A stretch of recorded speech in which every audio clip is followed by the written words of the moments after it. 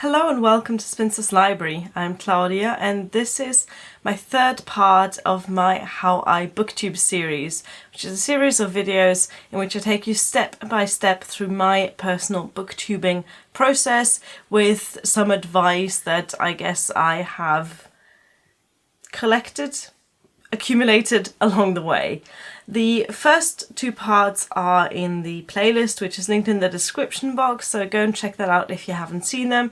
Part 1 is about how I come up with ideas for videos, and part 2 is about my planning and scripting process. Part 3 is the next step, and I'm going to be talking today about my setup. So this video is going to get a little bit more technical than the last ones, but I'll show you different setups that I've had in the past year and 3/4 of running this booktube channel.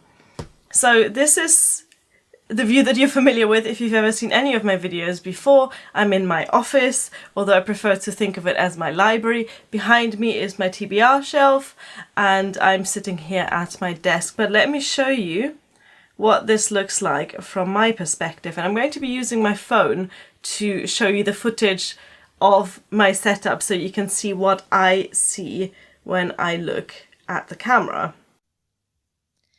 So this is the camera I use. This is a Canon EOS M50. The microphone is by Rode. I can't remember the exact name. I think it might be something like a VideoMicro, Video Mini or something like that.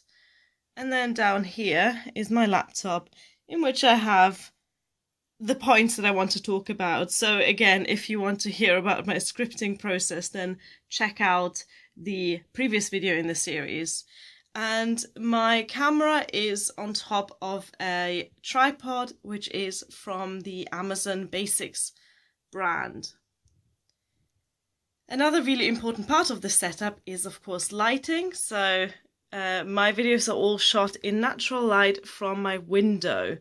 That means that I have to film during the first half of the day, although in the summer I do get a little bit more leeway there, and I sometimes get to film in the afternoon in the summer when it's bright enough. Today's quite an overcast day, but overcast light is actually not that bad for filming. And then I usually have at least one feline companion with me. In this case, it's Minerva, who's just hanging out in the armchair underneath the window. All of the products and gadgets that I use are going to be linked in the description box if you want to see exactly what I use, how much it costs, where I bought it, etc. I mean, it's mostly from Amazon, to be honest. So this setup that I'm using is quite fancy for me. This is the first time I've ever owned a real camera, and I saved up for that at the beginning of this year, specifically so I could shoot YouTube videos with that, as well as taking cat pictures for my Instagram account, link down below. And I'm really happy with this camera. It did cost me a pretty penny. I think I paid £600 for it, which I'd rather not think about that part of it, to be honest, but it is pretty perfect for YouTube videos because it has a screen that you can flip out, so you can actually use that as the viewfinder, and I can see myself while filming without having to guess about framing and things like that, and to guess whether the camera is on or not. The microphone is a more recent addition because until very recently I used this microphone. This is a little lapel microphone. So this is the type of microphone that you clip on to your top, and then you can plug that end into the camera. And what's worth noting here is that this can be plugged into a smartphone, and then it came with an adapter for a camera. So you can use this both for filming with a smartphone and with a camera. If we go back even further to last year and the year before that, I didn't have my camera and I filmed on this phone. Now this is an Xperia Z5 Compact, which is now 4 years old, so it's not the most recent smartphone. And I filmed a huge amount of my videos using the front-facing camera. Now this is important because while the back-facing camera tends to have a little higher quality in terms of the resolution, again, you can't see yourself unless you use the front-facing camera, and the difference in quality isn't big enough for me to ever want to use the back-facing camera. The item that I've had the longest for this whole YouTube thing is the tripod, and I would recommend that you get a tripod whether you film on your smartphone or whether you film on a camera. This is from Amazon Basics, and it is pretty basic. Let me show you this again. I mean, there's not much to say about this. It is a tripod. This is the lowest setting. However, you can extend it here with these, I don't know, legs, I guess. You can extend the legs threefold. And at its top height, it is almost as tall as I am when standing on the floor. I am 1.50 meters or 5 foot, so that's not all that tall. I think it extends to a height of about 1.40 meters. However, keeping that on a table, that's plenty high enough, and occasionally I will extend it if I use it for vlogging or filming anywhere other than in this office. Let's say you want to start a Booktube channel, but you don't want to spend all the money on technology. I would totally recommend that you don't spend money on a camera straight away, because likelihood is that you have a smartphone, and likelihood is that you have a smartphone with a better camera than this, a smartphone that's a little bit more recent than 2014, and you can use that beautifully to film. However, what I would actually invest some money in is a microphone. Personally, as a viewer, I find bad sound in videos much more annoying than bad picture in videos, and getting a little lapel microphone like this is incredibly cheap. I believe I paid £7 or £8 for this microphone, and it did just fine. As long as your camera is closer to you than the length of this cable, this is really very easy to use, and I will demonstrate now what the sound of this microphone is. So this is what I sound like using the cheap lapel microphone that I got for under a tenner, and it makes a huge difference to just using the microphone, the inbuilt microphone of your phone or of your camera. So this is really my biggest piece of advice, is invest in a cheap microphone. It will make all the difference to your videos. The second thing that you really need to consider before you think of buying a camera is lighting, because good light can make a huge difference to a kind of crappy phone camera. Now, I'm quite lucky that I get to film right next to my window, although that means that half of my face is usually in shadow, but that is just a compromise that I'm willing to take. So make sure that you film somewhere where you have light coming roughly at you from the front rather than from the back. And if that means that you have to film in a corner without a decorative bookshelf behind you, then so be it. Light is the second most important thing, in my opinion, for a good video after sound. Now, a tripod isn't strictly speaking necessary, but it does make your life a whole lot easier. For the first few videos, well, the very first videos I actually filmed on my webcam, which I would not recommend doing. But after that, once I started using my phone, I was balancing the phone on top of a pile of books, and that works fine, but it is incredibly fiddly. And if you, like me, have cats that enjoy jumping on tables and knocking things over, then you might want to invest in a tripod, but there's no need to spend any big amount of money on a quality branded tripod, because literally any tripod will do. I've been really happy with my Amazon Basics one, and I don't think I will replace that for a very long time, until it literally falls apart. Something else you need if you get a tripod and use a smartphone for filming is one of these. This is a bracket for the phone that you can mount on top of the tripod, and then you can clip your phone in.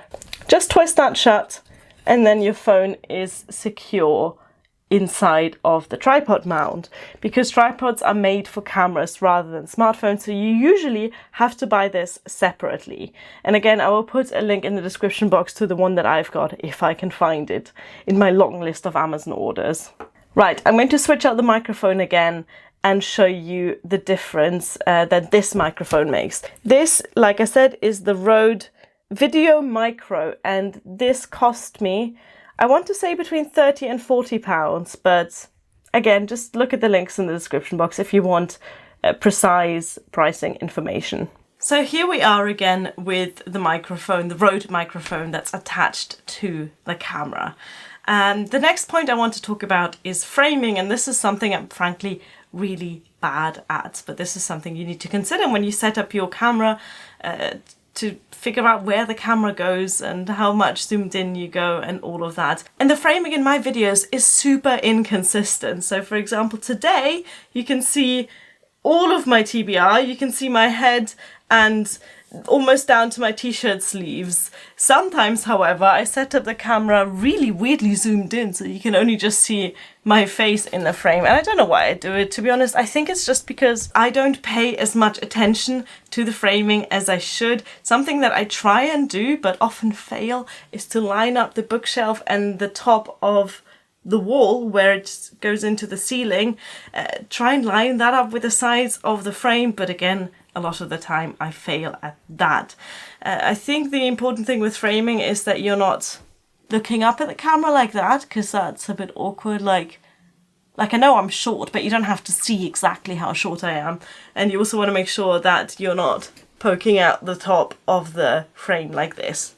So honestly, if you're looking for good advice for framing, you're looking in the wrong place here, because I don't know what I'm doing. And the last point I wanted to address is makeup. Now, I deliberately am not wearing any makeup right now, because so you can see the difference. It's going to be a little before and after. Now, I usually don't bother with a lot of makeup in my videos, because I don't bother with a lot of makeup in my day-to-day life. By the way, that changes a lot. There are times in my life where I'm so happy to wear makeup every single day, where I find a lot of joy in applying makeup and experimenting with it. And then there are other times in my life where I don't really care all that much about it, and I'm definitely in one of those phases at the moment. However, when I record a video, more often than not, I will apply some makeup, and I'll show you what I usually do now. This is the bare minimum of makeup that I tend to apply for my videos, although contradictorily, sometimes I don't apply any makeup, but when I do, it's usually at the very least an eyebrow pencil, a mascara and a lipstick, and that's just so that you can actually see my features a little bit better. If I'm feeling fancier, I'll apply a little bit of blush and highlighter as well.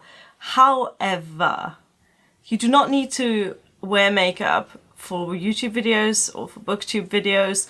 I've never seen a Booktuber and thought, oh, you know, this would be a really good video if they were wearing makeup. That is not a thought that I have, and I'm pretty sure that most of you don't even notice either way when I'm wearing makeup or not.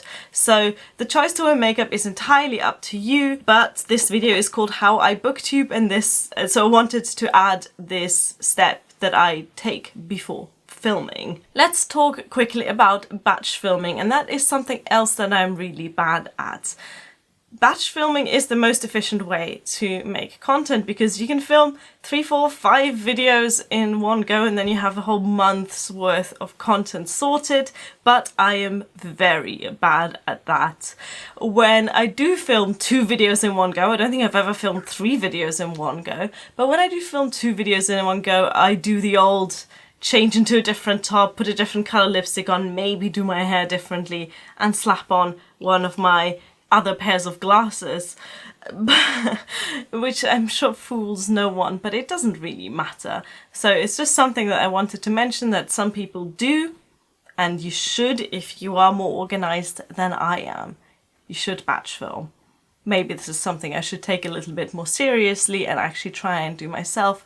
But listen, I'm just not that organised, and I just don't have that kind of stamina for filming. So this was everything I wanted to mention in this video about my personal filming setup. To just give you a brief summary at the end, sound is more important than image, and the light is more important than a pretty background. So take those things into account. Let me know what you film on, what devices you use, what you're thinking of upgrading, if you're thinking of upgrading, or if this video helped you at all with your own Booktube channel. The next part in the series will be about editing.